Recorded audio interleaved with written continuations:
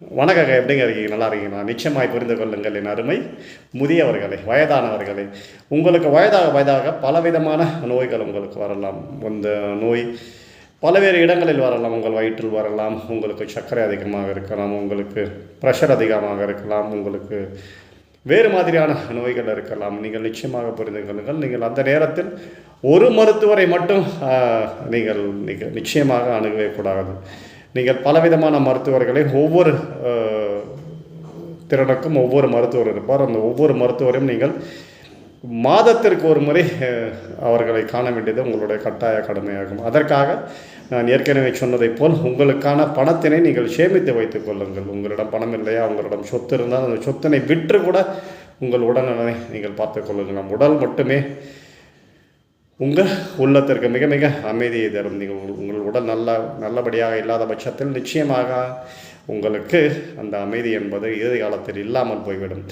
உங்களுடைய பெற்றோர்கள், உங்களுடைய உறவுகள், உங்களுடைய நெருங்கியவர்கள் உங்களுக்கு வயதாகிவிட்டது போதும் என்று உங்களுக்கு சரியாக மருத்துவம் பார்க்காத பட்சத்தில் நிச்சயமாக நீங்கள் மருத்துவத்தை உங்களுக்கு சார்ந்தவரிடத்தில் நேரடியாக கேளுங்கள், சண்டையிட்டு கேளுங்கள், நேர்மையாக கேளுங்கள். ஏனென்றால் அது உங்களுடைய உரிமை. நிச்சயமாக புரிந்து கொள்ளுங்கள் என் அருமை முதியவர்களே. நீங்கள் மருத்துவத்தை பார்க்க வேண்டியது உங்கள் காலத்தின் அவசியம் என்பதை உணர்ந்து, உங்களுக்கான உரிமை என்பதையும் உணர்ந்து நீங்கள் பலவிதமான மருத்துவர்களை பார்க்க வேண்டும். ஒரு மருத்துவரை பார்த்து, சாதாரண மருத்துவரை பார்த்து என் உடம்பு சரியாக வேண்டும் என்று நீங்கள் நினைத்தால் நிச்சயமாக அது சரியாகவே ஆகாது. ஆகையால் நீங்கள் மாதம் ஒரு முறை அந்த மருத்துவர், பலவிதமான மருத்துவர், உங்களுக்கு டயபெட்டாலஜி இருந்தால் டயபெட்டிஸ் இருந்தால் அது சர்க்கரை இருந்தால் சர்க்கரை மருத்துவர், உங்களுக்கு வயிற்றில் பிரச்சனை இருந்தால் அதற்குரிய மற்றொரு, காலில் பிரச்சனை இருந்தால் அதற்குரிய மருத்துவர், ஆயுர்வேதிக் மருத்துவர் என்று பலவிதமான மருத்துவர்களை நீங்கள் அணுகலாம். எதில் உங்களுக்கு குணமாகும் என்பதை நீங்கள் அவர்களிடம் பழகத்தான் தெரியும்.